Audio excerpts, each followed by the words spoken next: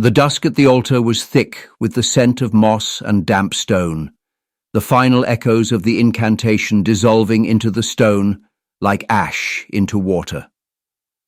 The mask, woven of blackened metal and marked with forgotten glyphs, rested heavy upon his face, but it was not a burden.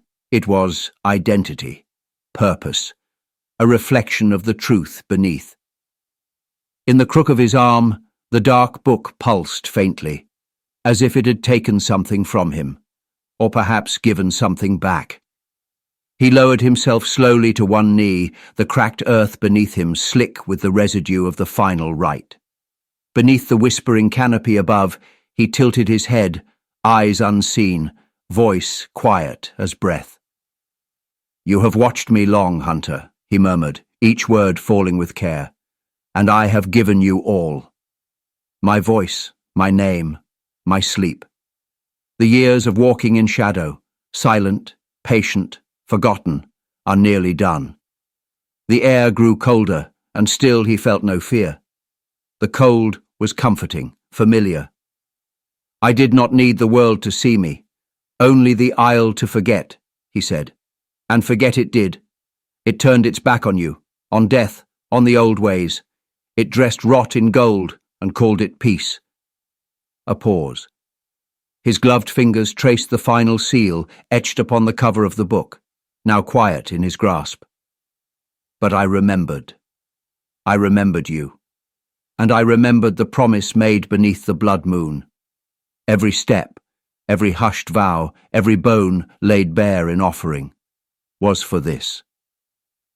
He rose slowly, reverently, and turned toward the deepest recess of the ruin, an archway so choked in root and shadow that even light dared not cross its threshold.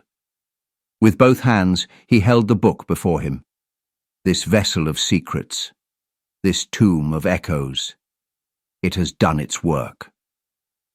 He stepped forward into the dark, the breath of the earth thick and damp around him, and knelt before the hollow, a wound in the stone, choked with ancient roots that pulsed faintly with unseen life.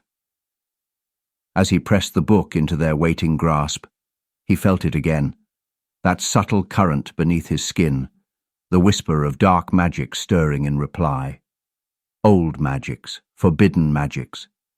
It was as though the very act of returning the book to the shadow called out to them, the lost curses of the Isle, sealed away by coward kings and trembling druids. He could feel them beginning to listen, could feel the black thorns of their memory twisting awake beneath the soil, eager for a new master. "You were not meant to sleep forever," he thought, as the roots closed over the book like the fingers of the dead. "You were meant to return." And they would. Through him, through this place, through the unraveling of the old bindings.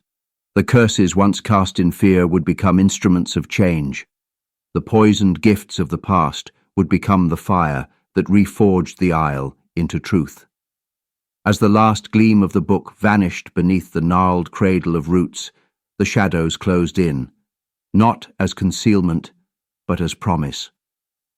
And as the book returns to shadow, so too shall I.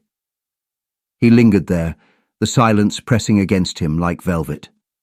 There was a power in endings, but something greater still in beginnings cloaked as endings.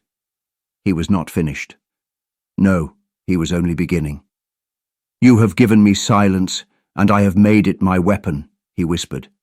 "You have given me death, and I will make it the doorway to life anew." A tremor stirred in the bones of the earth, a thrum, deep and resonant, like the first breath of something ancient rousing in its pit. He inhaled and felt it fill his chest. The Isle had begun to turn. The forgotten things were no longer sleeping.